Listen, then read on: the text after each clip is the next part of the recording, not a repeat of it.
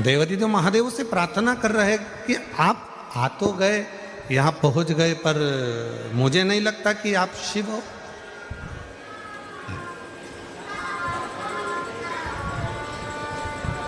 मुझे नहीं लगता कि आप शिव हो। इतने समय से मैं पुकार रहा हूँ, इतने समय से मैं आवाज़ लगा रहा हूँ, पर आप इतनी जल्दी।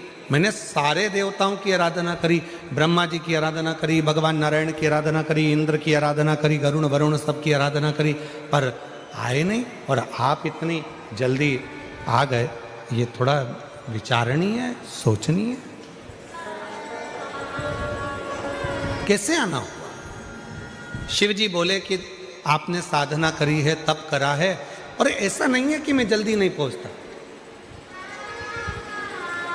शिव महापुराण की कथा कहती है, भगवान शंकर कहते हैं कि मुझे केवल हृदय से, भाव से जो पुकार लेता है, मैं तुरंत पहुंच जाता हूं। आ जाइए, तुरंत पहुंच जाता हूं। शिव जी की कृपा से मैं माइंस अधिकारी के पद पर नियुक्त हो गई। मैं बाबा को धन्यवाद देने के लिए आई हूं कि मेरी गवर्नमेंट जॉब लग गई। मैं शिव को प्रणाम करने, ये शिव भक्ति है।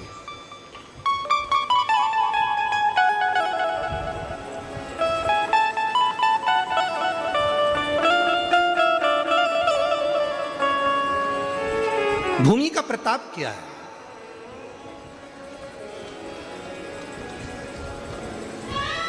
कितना प्रबल प्रताप होगा भूमि का, जरा विचार करिएगा।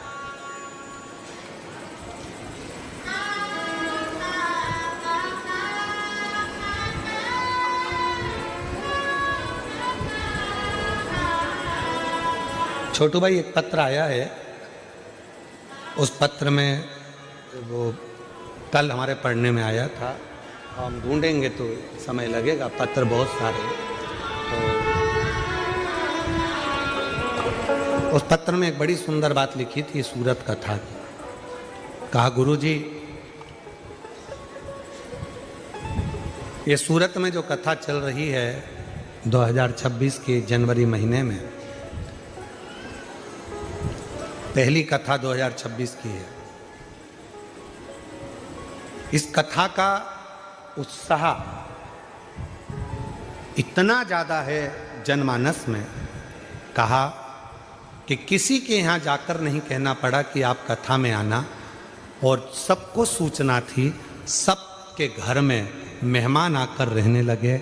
और आज हमारा पूरा क्षेत्र ऐसा हो गया जैसे घर घर में शिव आकर विराजमान हो गया। ये पत्र है। तो जब दिल से आप पुकारेंगे, बुलाएंगे। गजासुर का चरित्र कह रहा है कि गजासुर कहता है कि मुझे नहीं मालूम,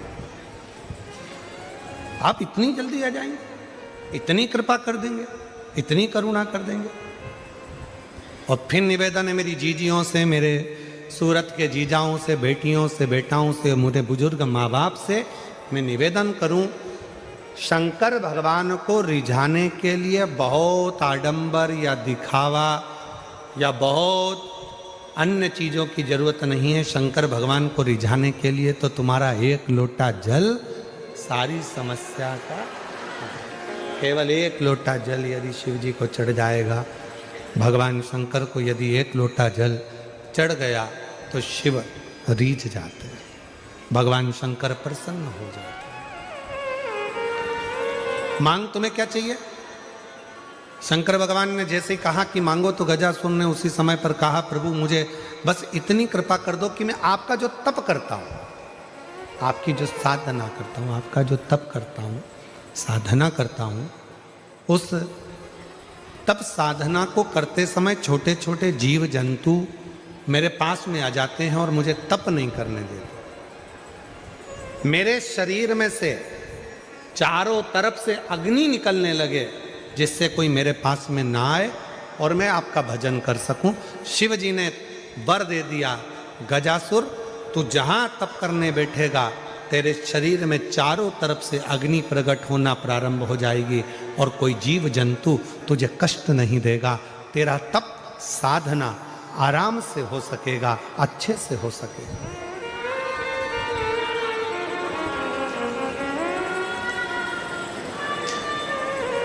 आप लोग व्रत करते हो? बोलो तो जम के। कोई सा भी करते हो, हफ्ते में, महीने में, 15 दिन में, 20 दिन में, 6 महीने में, साल भर में, कभी तो करते होगे। करते हो?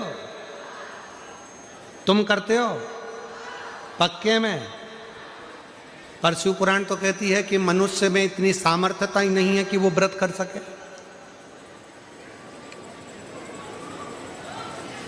शिव महापुराण की कथा कहती है कि संसार का कोई मानव किसी भी देवता का व्रत कभी नहीं कर सकता। व्रत कब करता है? जब वो देवता स्वयं उसके हृदय में विराजमान होकर उस व्रत को सफलता देना चाहता है, तब जीव उस व्रत को कर पाता है। एकादशी का व्रत करोगे, स्वयं नारायण अगर आपके अंदर विराजमान है और वो कृपा करेंगे तो व्रत हो पाएगा, नहीं तो दिन भर में कहीं ना कहीं फिर वही लोचा आ जाए।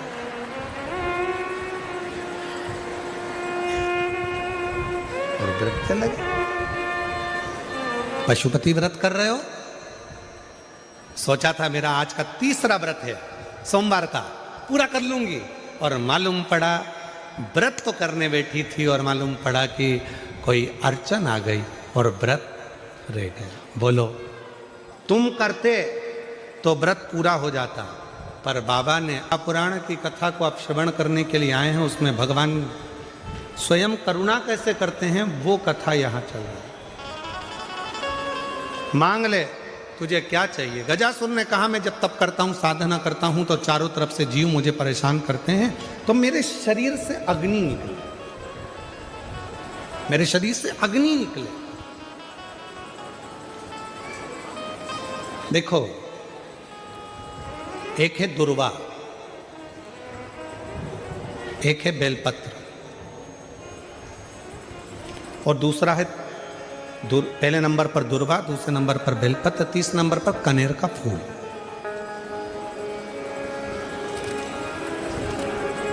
कोई अच्छा कार्य करते करते कई माताएं ऐसी होती हैं जो अपने प्रेम करती हैं परिवार से, ऐसा नहीं कि नहीं करते, स्नेह करते हैं। कई पुरुष भी ऐसे, परिवार से बहुत प्रेम होता है, स्नेह होता है, पर अंदर कहीं ना कहीं ऐसा लगता है मेरा बेटा वहां जा रहा है, कुछ गलत ना हो जाए। कभी कभी ऐसा लगता है कि ये काम होने वाला है और इसमें कुछ गलत ना हो जाए। कई बार शादी पक्की हो रही है, रिश्ता पक्का हो रहा है, या कोई घर में अच्छा कार्य हो रहा है और मन में संशय उत्पन्न हो जाता, कहीं गलत ना हो जाए। मतलब उसके अंदर कहीं नेगेटिविटी आती रहती है, ये वो सोचती रहती है, उसके अंदर एक कुछ ना कुछ ऐसा तत्व चलता रहता है जिससे वो बुद्धि में, विवेक में वो चीज़ उसके आती रहती है। तो शिव महापुराण में गजासुर की कथा कहती है कि गजासुर ने भगवान शंकर से वर मांगा कि मैं जब आपका भजन करूं, तप करूं, साधना करूं, तो मेरे पास में अग्नि चारों तरफ हो जाए। खींच कर बोलना पड़ रहा है। ये अग्नि मेरे चारों तरफ हो जाए, जिससे मैं आपका तप, आपकी साधना अच्छे से कर सकूं। डिले कम कर कर गला खींचना पड़ रहा है बोलने में। मैं आपका तप, आपकी साधना आराम से कर सकूं। शिव जी ने वर दे दिया, जब तुम तप करने के लिए बैठोगे, साधना करने बैठोगे, भजन करने बैठोगे, तब तुम्हारे चारों तरफ अग्नि प्रकट हो जाएगी।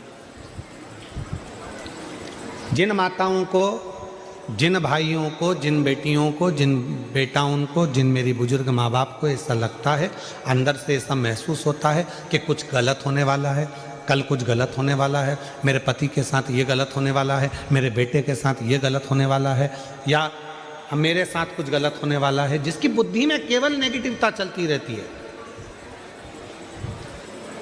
उसको 3 चीजें शंकर भगवान को प्रदोष के दिन अवश्य चढ़ाना चाहिए। क्या क्या चीज?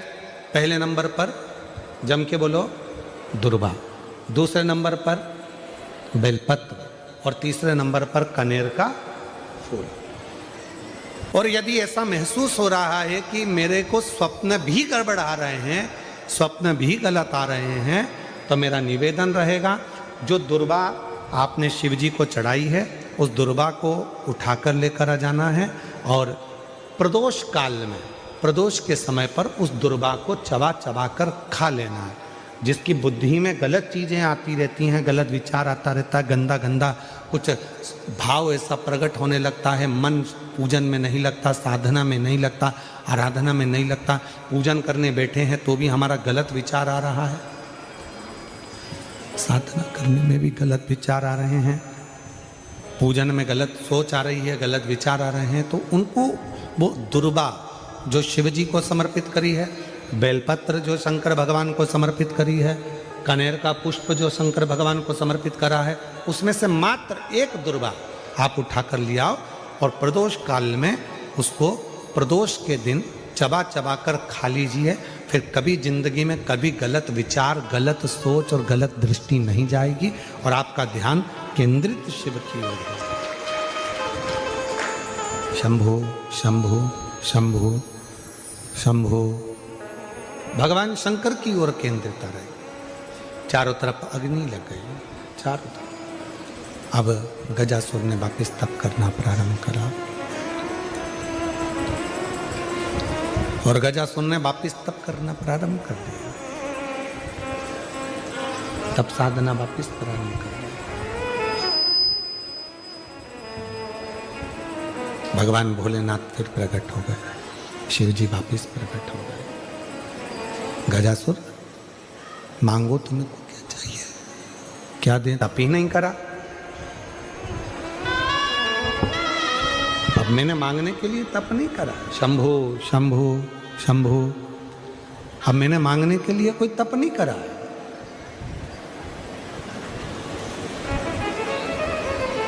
भोलेनाथ जी कहने लगे तुमने तप करा तो मेरा आगमन हुआ। दुनिया के लोगों को लगता है कि शंकर भगवान को हम एक लोटा जल चढ़ाते हैं और शिव जी हमारी मनोकामना वहीं बैठकर पूरा कर देते हैं। नहीं, जब हम एक लोटा जल लेकर अपने शंकर भगवान के मंदिर में अपने घर से जाते हैं, जल समर्पित करते हैं और जल समर्पित कर कर जब हम वापिस वो लोटा लेकर आते हैं, तब मेरा देव अधिदेव महादेव अपने गणों को शंकर भगवान स्वयं उस कलश के अंदर लक्ष्मी को विराजमान कर कर आपके दरवाजे तक भेजते हैं और आपके दुख को मिटा देते हैं, आपकी तकलीफों को मिटा देते हैं, आपके कष्टों को मिटा देते हैं, आपकी तकलीफों को मिटा देते हैं, आपके कष्टों को मिटा देते हैं। शिव करुणा करते हैं, भगवान शंकर कृपा करते हैं, दया करते हैं, करुणा करते हैं। शिव कथा कहती है, भगवान शंकर का पवित्र चरित्र कहता है, गजासुर अब तुम्हें क्या चाहिए वो मांगो। गजासुर ने कहा मैंने अब जो तप करा था वो मांगने के लिए नहीं करा, अब मैंने मांगने के लिए तप नहीं करा। और यदि मेरे भोले बाबा यदि आप आ ही गए हो तो एक निवेदन करता हूँ, आपको बार बार मेरे पास में आना पड़ता है, मैं तप करता हूं और आप भाग भाग कर बार बार मेरे पास में आते हो, इसलिए मैं आपसे एक निवेदन करना चाहता हूं कि अब आप कहीं मत जाओ, मेरे पेट के अंदर बैठ जाओ।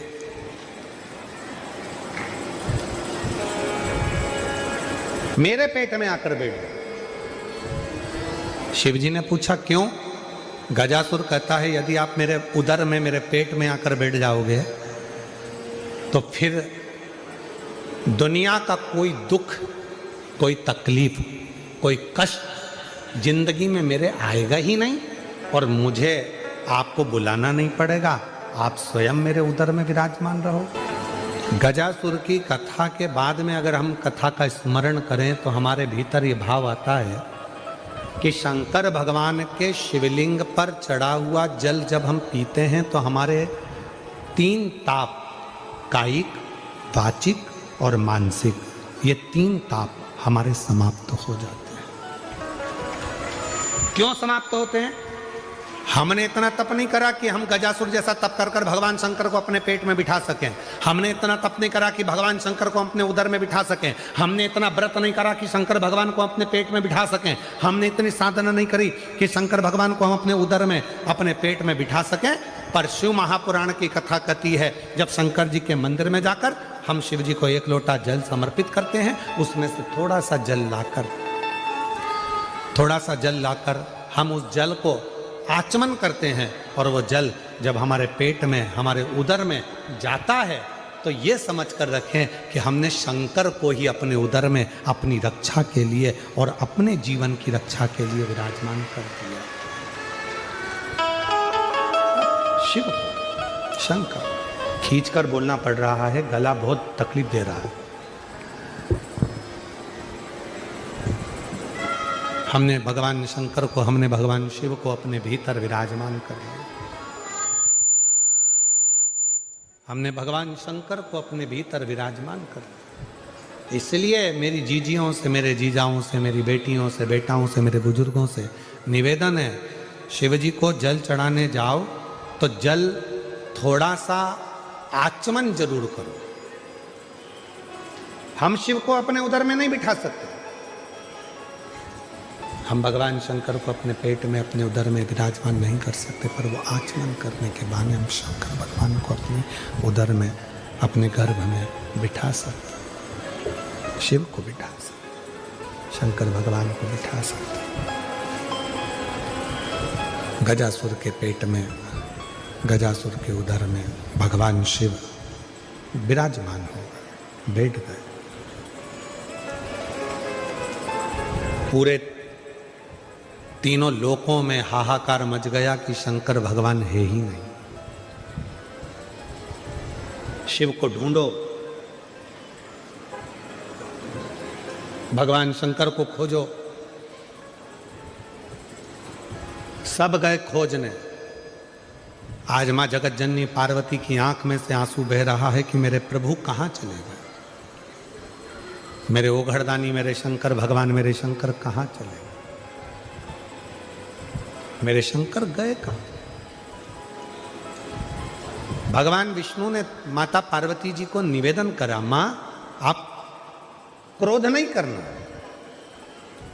आप क्रोध मत करना मां, मुझे मालूम है मेरे बाबा देवादिदेव महादेव कहां पर हैं। तो कहां? तो कहा गजासुर के पेट में भगवान शंकर विराजमान। गजासुर के पेट के अंदर बैठे, उदर में बैठे हुए। पार्वती जी ने कहा तो फिर वो मिलेंगे कैसे, कैसे प्राप्त होंगे, उनको मैं पाऊंगी कैसे, उनको प्राप्त कैसे करूंगी, वो मिलेंगे कैसे मुझको, उनको मैं प्राप्त कैसे करूंगी, मिलूंगी कैसे मैं। भगवान नारायण ने कहा कि आप चिंता मत करो, उनको मैं लेकर आऊंगा। भगवान नारायण ने नंदी को बुलाया और नंदी को बुलाकर भगवान विष्णु जी ने 3 दिन तक नंदी को पूरी ट्रेनिंग दी नाचने की। और नाचने की ट्रेनिंग इसलिए दी कि मैं तुझे नचाते नचाते लेकर जाऊंगा मदारी का रूप रखकर, और गजासुर के राज्य में पहुंचकर तुम अच्छा अच्छा नृत्य दिखाना, तो वहां के लोग जाकर गजासुर को सूचना देंगे और गजासुर के पास जब अपन पहुंचेंगे, गजासुर के सामने तुम नृत्य करना, और गजासुर जब प्रसन्न हो जाएगा तब गजासुर से अपन शंकर जी को मांग लेंगे। नंदी प्रसन्न हो गया, इससे अच्छा काम और क्या हो सकता है। ठीक है प्रभु, आप तैयारी करो। भगवान नंदी 3 दिन तक भगवान नारायण जी से पूरी ट्रेनिंग लेने लगे, पूरी ट्रेनिंग करते हैं। और फिर भगवान एक सुंदर ग्वाले का रूप रखकर, एक सुंदर हाथ में बंसी पकड़कर और ग्वाले का रूप रखकर भगवान नारायण नंदी की डोरी को पकड़कर सीधे गजासुर के राज्य में पहुंच जाते हैं। गजासुर के राज्य,